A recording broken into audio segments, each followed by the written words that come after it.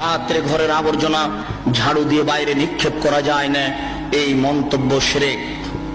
রাত্রে গাছের ফল পাড়া যায় না, এই ধারণা শিরক। রাত্রে মানুষকে বাকি দোকানের জিনিস বাকি বিক্রয় করা যায় না, দেওয়া যায় না, এই ধারণা শিরক। রাত্রে মানুষকে জিনিস কর্জ দেওয়া যায় না, এই ধারণা শিরক। সকালে সকালে দোকানের জিনিস বাকি বিক্রয় করা যায় না, এই ধারণা করা শিরক। অপবিত্র অবস্থায় ঘর ঝাড়ু দেওয়া যায় না। আপনার স্ত্রী, আপনার বৌমা অপবিত্র অবস্থায় ফরজ গোসল না করে ভাত রান্না করতে পারে না, ঘর ঝাড়ু দিতে পারে না, এইগুলি ধারণা করা শিরক।